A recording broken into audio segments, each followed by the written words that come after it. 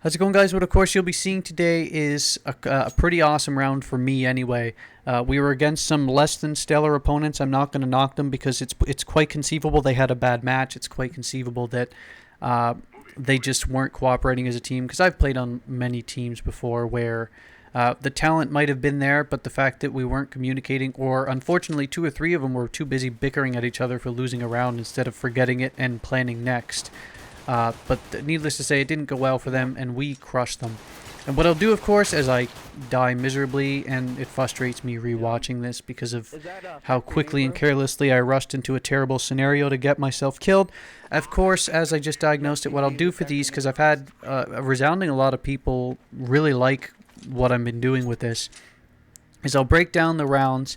I'll break down what I thought I did good and what I thought I did bad. And of course, if you agree, disagree, let me know in the comments. I'm open to suggestions, feedback, because a lot of you guys giving me those little quick tips have helped me progress as a player. And of course, I'm going to be building to it. My crosshair discipline, I felt, has improved mightily. Usually I'm keeping it at about head level, chest level. Because obviously it's, especially with the AK as a terrorist, aiming for the head's a one hit kill. It's 2-hit with the M4A1 silenced here. But I've noticed even just firing a 5 round spray, holding your mouse down slightly toward the end at head and chest level is just as successful when using counter-terrorist weapons. But in terms of bad habits, I am improving my crosshair discipline to try and keep it at head level. What you'll see, of course, is on a couple of different instances, I make mistakes of rushing too quickly into scenarios like I did in the first round. And the other thing is an old Battlefield habit that I had back in the day of constantly moving and strafing to make myself a more difficult target while being able to keep my accuracy downrange to put out maximum killing power. But in Counter-Strike, you don't so much want to do that. You want to put yourself in a situation where you'll shift, stop, shoot, shift, stop, shoot. With the basic point being that you want to move to make yourself a harder target, but when you're shooting, you want to be stationary because that'll maximize your accuracy. And you will see, as much as I am readily aware of it, as I just pointed out, that there are a lot of times where I still have that bad habit of not actually strafe shooting as much as I should. The other thing, too, is in scenarios like this, Counter-Strike is a game you have to be far more intelligent with and far more patient than many other FPS games. Like in this case here, staying back, staying patient, you can completely throw the idiotic camping term out the window because putting yourself in a situation where you're going to have the upper hand is basically why successful players are successful, as I've watched on live streams. And this is why a lot of the time, as I missed that because I didn't control my recoil well enough. But the other thing, too, I've been doing on top of that is putting myself in situations and scenarios to win. But on top of that, I'm using my environment and my grenades. You'll see in videos I'm going to post in the near future, I do, because one thing I learned too quickly about the flashbangs in Counter-Strike is that it doesn't matter how far you throw them, if you can see it, it's going to blind you. In other previous games like Call of Duty, the further the flashbang got away from you, the less it was going to impact you, even if it was in your field of view. That is not the case for Counter-Strike. So I found playing more patient and putting yourself in a position that's going to be conducive for success. Like, say, waiting in this cat, which is one of the most trafficked areas in Dust2. Putting yourself in a situation, like, see here, I probably shouldn't have rushed up, but because we were up, I think it's, 3-zip in the rounds, and the fact that we were tipped off that they were going toward B, I sort of decided it would be maybe beneficial to try and rush them. But in a normal scenario against very good opponents, I might have hung back a little bit. Like, it worked out. I ended up getting at least 2 kills here so far. And that's another hot spot I usually check all the time because people are always sitting back there. But it's playing that patience versus aggression role, and I'm a very aggressive player, and so far, at least against the lower level unranked players, and that's fine, it's gotten me a lot of success. Like even the rounds where in the rounds where the teams are balanced, I end up getting like 25, 30 kills. I think that's what I get in this total match before they end up surrendering, because they do surrender. But in the later rounds, or the other rounds where they go close to the full 15 or towards the end, in matches where I've done really well, I've lost. Like I've had games where I've had 42, 43 kills, 15 deaths, and we've lost miserably. But it's that aggression for me that I'm sort of trying to balance, because being an aggressive player, a fragger, is really good, but at the same time, it's finding that balance between staying and patrolling an area, not letting your team down, versus actually going out and being super aggressive. The other thing I've noticed too, like see here, I move up, I leave that cover, which probably wasn't the best idea. I get lucky that he wasn't looking, and of course, just terrible shooting on my end. I end up getting the kill there, but and this part here frustrated the hell out of me. What I should have done is, again, instead of pre-firing the corner, I probably should have just waited for him as I shot to come out and then just shoot him in the face. But again, hindsight 2020. This next round here, as we're up, my buying strategies, I was going to allude to this earlier, but I got a bit sidetracked. And again, I got sidetracked before I get sidetracked. This round here, I actually get, I think it was my second ever ace. I probably shouldn't have gotten it, but because after I kill 3 or 4 guys, I get really lucky that one guy misses with like a point-blank op round. But I think this was my second ever ace, and I can post my first.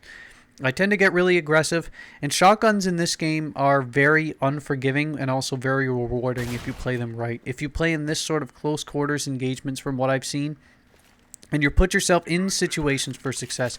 In Battlefield 4, you can run around a lot of the time randomly and get lucky, or you can use the slugs to fire at ranges of assault rifles, but this is not that kind of game. You have to be very pinpoint accuracy, and you have to very, very wisely pick your points and your positioning for success with shotguns, I've noticed. Like, this is the point here where I got really lucky. I can't believe he missed. Again, miss. I make him pay. And then the last guy, because I'm sitting on the bomb, is forced to make a play for the bomb, and he, again, miss, and then ace. So there it is. But what I was alluding to earlier, of course, is early on in the game, my buying strategies for the second and third rounds are probably the ones I have the hardest time with. And of course, the reason for that is if you win early on, you'll have the money to buy weapons. You can buy, of course, your Kevlar. You can buy a defuse kit if you're playing as counter-terrorists. But the biggest issue I have is that sometimes I want to stay with pistol and build up my money. Maybe I'll go with the Nova and build up money that way, but I find it the hardest in terms of, do I want to be aggressive with this approach despite not having the most money, or do I want to play eco but then run the risk of getting matched up against someone, especially if we lost and the terrorists get AKs? Do I want to get matched up against AKs? So buying strategies early on are something I'm still absolutely adjusting to, and I feel after watching and reading a lot of Reddit view comments, reading a lot of different strategies and like watching what the War Owls videos and etc., I've noticed it's still a sticking point. So luckily I'm not the only one sort of questioning my mentalities and methods for it, as we end up winning 6-1 here. The other thing I've noticed too is that I've done very well adjusting to buying and using grenades, because sort of leading into the eco rounds I was talking about, when I first bought the game and I was trying it out early on, I was trying out strategies without grenades, and the reason why is because I figured I'd try and save money with those grenades to try and put myself in a situation to buy higher caliber weapons to balance that out. But I figured the logic behind it didn't make sense, because if I was using grenades to put myself or the enemy in a better position that I could kill them or survive, or me survive, I mean, then using those grenades would probably be more beneficial in terms of getting more money through frags. So maybe it would be more beneficial to just buy grenades. And I found that using that strategy's given me a lot more success than if I was to not buy them. And the reason for that, as you'll see in multiple instances, is using flashbangs. It's like a mode down there. Using flashbangs, for the most part, I've noticed, is just that split second worth of extra time, as this guy, Adam Gaming, wins us the round. It gives you that extra couple of seconds worth of time that you need, or that little bit of a blinding factor on the enemy that you need to get that kill. And you'll see it in a few instances in rounds as I go. But using them and buying them more often has definitely brought more success. And I know it's sort of counterintuitive to say grenades aren't worth it, but a lot of the time it's sort of that balance early, especially early on, when you have that balance of, okay, I bought armor first. Do I want to buy a high caliber weapon to go with this, or do I want to buy a lower one like a FAMAS and buy grenades with it? And of course, I always love sniper rifles, so using the op is something I really enjoyed. And the other thing I did is I switched my key bindings so that my knife has a separate key binding, and the side buttons on my mouse now, instead of controlling the knife in addition to it with weapon cycling, it controls primary and secondary only. so that helps opping an awful lot more. So that's the one other thing I've made a nice change to. This match here, like I was alluding to earlier, is going to be one where, like I said, we smoke them. It's not a big, or we crush them. It's not a big deal. But I will post more matches, of course, that it's more even, or I'll post another one where we slaughter them again.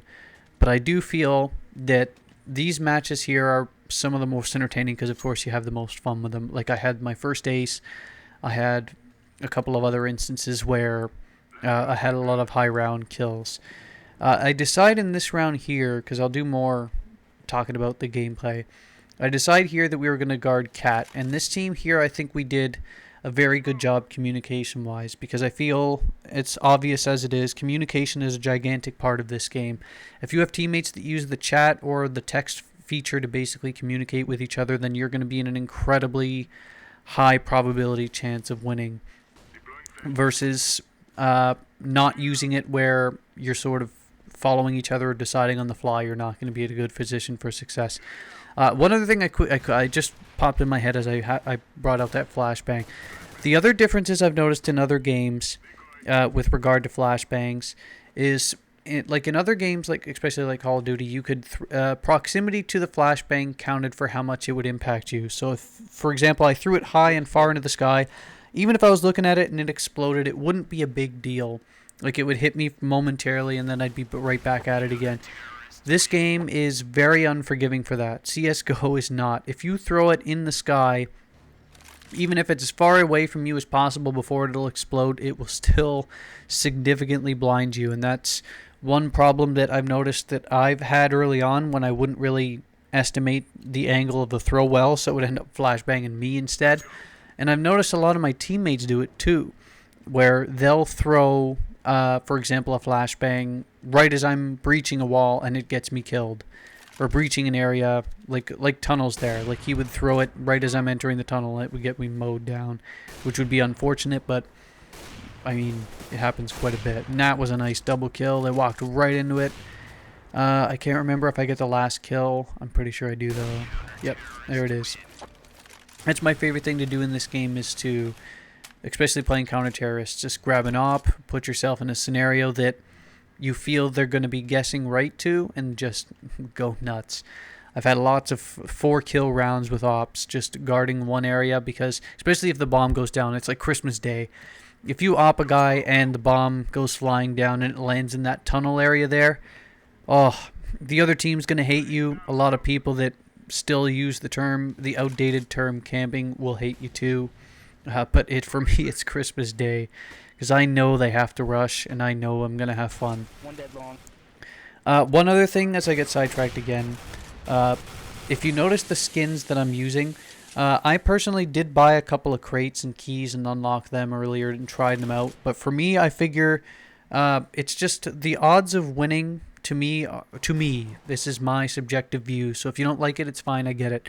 But to me, I don't feel it's worth the money, just because, like, I spent $5 and I didn't get anything out of it. And I know, obviously, you're going to have to spend a lot more to get it, so don't bother pointing that out. But that being said, I just see many people unboxing it online, and I enjoy watching those videos. I haven't had a problem with them.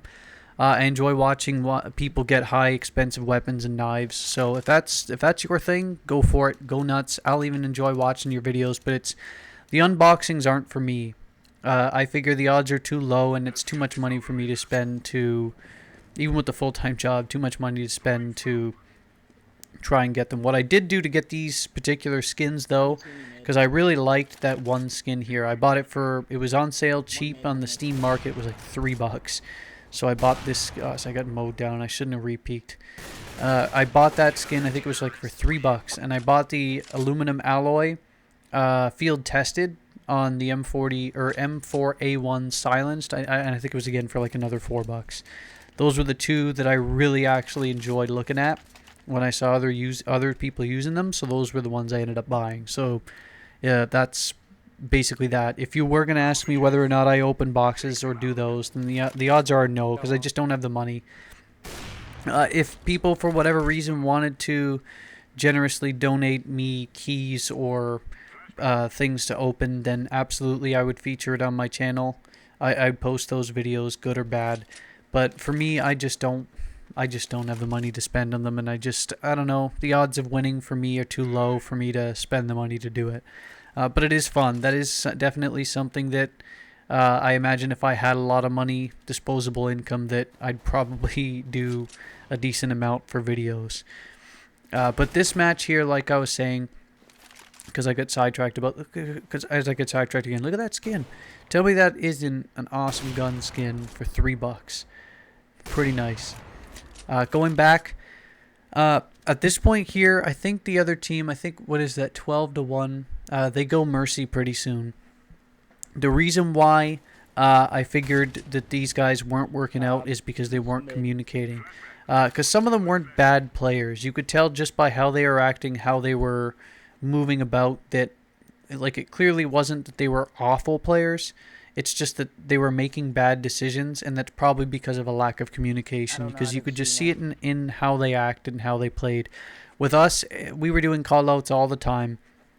If I was in a bad position, the team was like right there. The team's like, oh, hey, they're going back to A. See if you can bomb, or see if you can defuse it, so it works out. And that's, I guess, like I was saying earlier in the video, that's how most teams that have great success work. Communication being the biggest part, skill being second.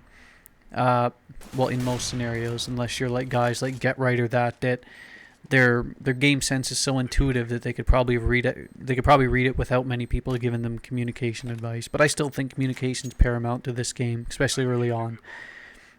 We take out that guy. Right here, I get a little mad at this faucet, and I decide maybe I'm gonna knife it as the other guy diffuses. I don't know what was going through my head. I imagine if my internet eventually ends up becoming good enough to become a full-time streamer, that you're going to see a whole bunch, because a lot of these videos that a lot of moments in videos, Battlefield and Counter-Strike that I do, there's a lot of random moments I edit out, and that's one, because a lot of the time something will just be running through my head and I'll just start doing it, and it doesn't usually make the final cut a lot of my videos, because I try and make them precise. I try to make them to the point where there isn't a lot of surplus views or surplus points to see, to view, so I try to make it as efficient as possible. But that is the kind of player I am. I'm definitely spur of the moment, go with how I'm feeling kind of mood, for good or for bad, and I was knifing faucets. At this point here, I think they actually did their first decent push on us. They smoked the area up pretty well. Like they sort of rushed into. We had two guys that were like, me and the other guy were communicating well about where they were. I was able to op the one guy that entered the doorway. If he had actually killed me, he probably would have put his team in a pretty decent success to win. It just didn't work out. That was probably one of their best pushes. This point here is where the video ends, because right as we basically switch sides, the other team forfeits. Usually I pass off the bomb sometimes, especially if I'm not sure what to do, because if I'm playing the role of fragger and attacker, then I'll usually stay back. But again, that's it. They forfeit here. Terrorists win, surrender, and we win. There's my combat record so far. Have a look. See you guys later. Yeah, good try.